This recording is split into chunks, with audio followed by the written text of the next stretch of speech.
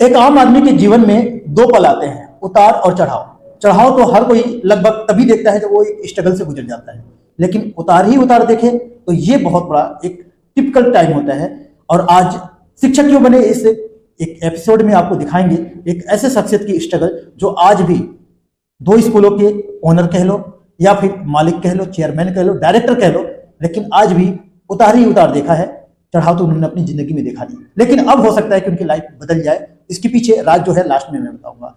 हमारे सामने आप देखेंगे गुलशन बजाज सर हैं, जो चाहे वो कोरोना का टाइम हो, आज फिलहाल की सिचुएशन हो, या इनकी पूरी लाइफ की अगर घटना को मैं बताऊंगा ना, तो आप भी ये यकीन मानना कि आप अपने अगर लाइफ से जोड़ लिए तो आप भी ये सोचेंगे कि काश हम भी थोड़ी सी मेहनत कर ले तो कुछ बन जाएंगे।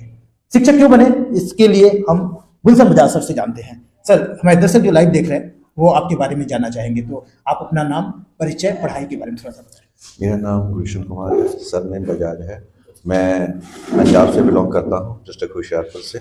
मेरी जो शिक्षा है वो अधिकतर पंजाब में ही पूरी हुई और पंजाब में ही से ही अपना पढ़ाना स्टार्ट किया, जो कि 7.5 साल मैंने पंजाब में पढ़ा। सुना है आज मौका भी मिला कि आपके बारे में झांकने, देखने, और हमारे दर्शक जो लाइव देख रहे हैं वो जान जाएं कि स्ट्रगल क्या चीज होती है। मैंने एक शब्द बोला है, उतार चढ़ाव लाइफ में होते हैं दो पल, लेकिन आपने आज तक सुना है कि आपने केवल उतार ही देखा है, हमेशा स्ट्रगल ही फेस किया है। तो लाइन में तकरीबन 35 से 40 साल हो गए। इस स्ट्रगल को हमारे दर्शक जो लाइव देख रहे हैं, इसके बीच में प्रेरणा कहाँ से आई, क्यों शिक्षक क्यों बने आप? मैं बचपन से ही मुझे था कि मैं जो इतनी स्ट्रगल कर रहा हूँ, पैसे के मोहताज हैं, एक 2 रुपए की कापी भी लेनी होती थी, उसके लिए भी हम 2 दिन काम नहीं करते थे, मार खा लेते थे, पर कापी के लिए पैसे का जुगाड़ नहीं होता था। पढ़ाई के दौरान फिर ये सोचा कि अब जो है, फिर मुझे टीचर मेरे संपर्क में आए, वो भी उच्च कोटि के principal BEd college of professor DK. Sharma, और मेरे एक मैथमेटिक्स के जो टीचर रहे हैं, मेरे गुरु समान वो रहे हैं श्री नंद किशोर जी।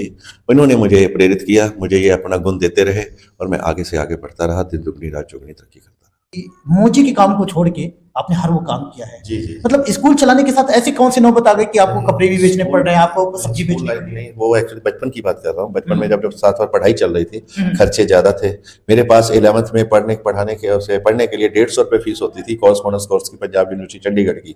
वो भी नहीं थी, तो वो मैंने अब 20-20, 25-25 रुपए में मैंने ट्यूशंस पढ़ाई पंजाब में प्रोफेसर डी.के. शर्मा के अंडरटेकिंग होकर के। तो वो मुझे गाइड करते रहे, मैं पढ़ाता रहा ताकि मैं अपनी फीस के पैसे जोड़ करके मैं पढ़ सकूं। और हर साल मैं इसलिए काम वो करता था, जब 2 महीने की छुट्टियां होती थी तो मैं चाहता था कोई ना कोई काम करूं ताकि मेरे सारे साल का फीस का खर्चा निकल सके। अब तक कितने काम को आपने कर चुके हैं? मैंने गारमेंट्स का काम किया 79 से लेकर 93 तक, कपड़े का, सब्जी का, फ्रूट का, केमिस्ट का। ये मैं जैसे जैसे मुझे छुट्टियां होती थी मैं इनके पास चला जाता था। इवन यहाँ तक भी मैं पंजाब यूनिवर्सिटी में क्लास अटेंड करने जाता था तो किताबों वाले मुझे कहते थे कि आप किताबें ले आना, आने जाने का खर्चा हम दे देंगे। तो मुझे ये होता था कि मेरा किराया भी जो है इसी में से निकल आएगा। और रिसेंटली अब कब छोड़े ये काम सब, या अभी भी? जब अभी भी कोई मौका मिलता है, सेवा हम सबकी करते रहते हैं, सेवादार के रूप में। जब पहले तो मजबूरी थी, अब ये सेवा है। अब एक सेवा के रूप में क्या क्या काम कर लेते हैं?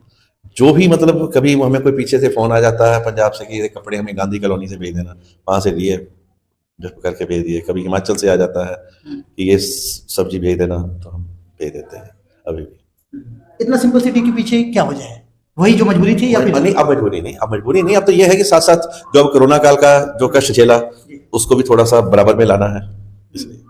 बात तो ये है कि एक ओनर, जब ओनर नाम अगर टाइटल लग जाता है तो बंदे में कुछ तो अपने अंदर होता है, जमीर होती है, लेकिन उसको भी पीछे छोड़ा इन्होंने, क्योंकि इनको आज भी स्ट्रगल करना। और सिंपल सिटी आप देख सकते हैं, एक क्लास में बैठे, जब हम इनसे बात कर रहे हैं तो वो क्लास ले रहे थे। अच्छा, कोरोना के टाइम में, हालांकि स्कूल तो पहले आपके 2 स्कूल ठीक चल रहे थे, कोरोना के टाइम में क्या ऊंच नीच हुआ? कोरोना में कुछ बच्चे गांव चले गए, कुछ गवर्नमेंट स्कूलों में चले गए, कुछ पैसा नहीं दे पाते थे, कुछ सरकार की तरफ से भी ये भी था 2 घंटे पढ़ाना है, 1 घंटा पढ़ाना है, 3 घंटे पढ़ाना है।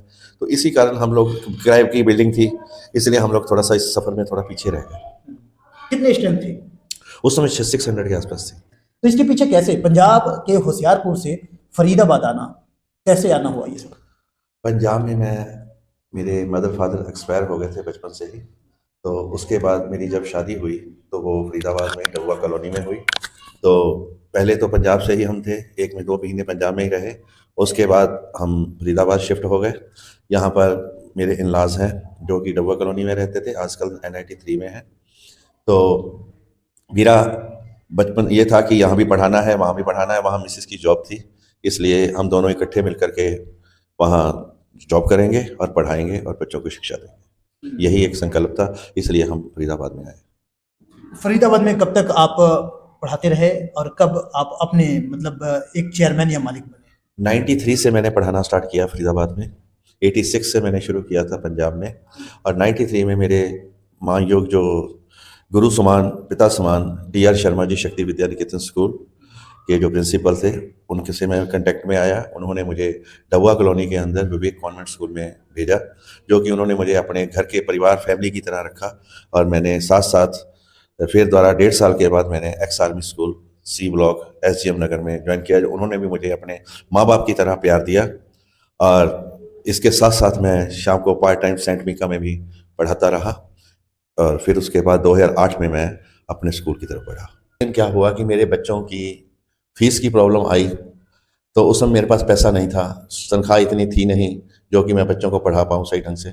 फिर मुझे प्रेरित हुआ कि अब अपना स्कूल खोलना चाहिए। तो और मुझे सहयोग किया, जैन साहब ने सहयोग किया, भड़ाना जी ने सहयोग किया, और भी कई स्कूलों के प्रिंसिपलों ने मुझे सहयोग किया, खनेजा जी ने सहयोग किया कि आप स्कूल की तरफ बढ़ो। तब मैं स्कूल की तरफ बढ़ा। संघर्ष जब कर रहे थे आप, तो माइंड में क्या चल रहा था, क्या सोच के संघर्ष? माइंड में ड्रीम्स थे, सपने थे, कुछ हुए कुछ अधूरे रह गए। वो अधूरे जो सपने थे मैंने बच्चों के ऊपर सौंप दिए कि आपने वो पूरे करने। अगर मैं डॉक्टर नहीं बन सका तो आप डॉक्टर बनो। मैंने कहा था ना कि आपको एंड में बताएंगे कि स्ट्रगल के बाद से जो अभी तक ये उतार चढ़ाव नहीं देखे थे, लेकिन अब वो देख रहे हैं। तो सुना है 2 बच्चे हैं। 2 बच्चे हैं। दोनों बच्चे एक MBBS फाइनल ईयर में है। अच्छा। और जो बड़ा है वो MBBS जो कर चुका है और गवर्नमेंट कॉलेज से किया है। अभी गवर्नमेंट कॉलेज में ही जॉब कर रहा है सोनीपत में, कानपुर में। और अभी तो टेम्परेरी ही है, बाकी PG की तैयारी कर रहा है। आगे जैसे आगे भगवान ने हमारा रास्ता ठीक बनाया है, पहाड़ों को चट्टानों से काट काट के रास्ता समतल किया है, इसी प्रकार आगे भी करेंगे। इसी ही विश्वास के साथ जी रहे हैं। अब आपके ही विश्वास में, आपकी ही नजर से मैं भी देखते हुए उस पहाड़ को देख रहा हूँ जो काट काट के एकदम एंड मोमेंट पे तो पहुंच चुके हैं। जब पहुंच जाएंगे तो क्या करेंगे? अगर आपकी परेशानी दूर हो गई, पढ़ाई लाइन में तो हैं आज 40 साल के लगभग अनुभव हो गया, अब कहाँ पे आप बिल्डिंग खड़ा कर रहे हैं, क्या कर रहे हैं? नहीं, फिर भी जब तक ये है, बच्चों को शिक्षा देने का काम फर्स्ट है, प्रथम, चाहे किसी भी तरीके से, फ्री में हो, कैसे भी हो, बस इसी को शिक्षा के क्षेत्र में ही है, इसी में लास्ट एंड करना। तो कोई प्लान रखा है आपने कि लास्ट मोमेंट वाला जो प्लान हो? लास्ट में जैसे सरकार 60 साल के बाद रिटायर कर देती है, अगर हमें भी रिटायर कर देगी तो भी हम 5-7 बच्चे लेकर के कहीं ना कहीं जा करके NGO कहीं में पढ़ा देंगे। कोई अच्छा ऐसा नहीं विजन है कि कोई बड़ा स्कूल खोलेंगे, एक नया सेटअप दे जाएंगे? नहीं, बच्चों को ही पढ़ाना।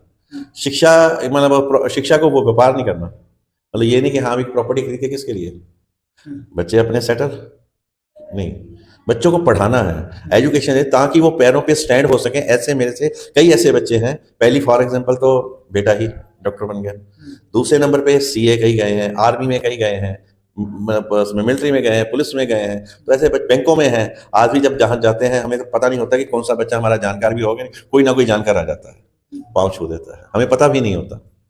अभी ही पीछे ही एक डब्बा कॉलोनी में ही मुझे एक बच्चा मिला, कहता है रोज मुझे पैर छूने का मन करता है पर आप बाइक रुकती नहीं, आप चलती रहती है। तो एक दिन मैं विश्वकर्मा वाले के वहाँ बाइक पे वो खड़ा, वहां से अपनी बाइक रोक करके पहुंच नहीं आया। आज मैं धन्य हो गया, कह रहा आपके सहयोग से, आपके प्यार से आपने पढ़ाया हमें, और मैं आज एजुकेशन लाइन में हूँ। और ये आपका एसटेक, ये मेरा स्टूडेंट है, मेरे से पढ़ा हुआ है, भरतभूषण। हमें तो ये नाम कमाना है, प्रॉपर्टी नहीं बनानी, ये नाम कमाना है। प्रॉपर्टी ये छोड़ के जाएंगे ना, नाम होगा जो उसका, वो तो ले जाएंगे बच्चे। पता नहीं।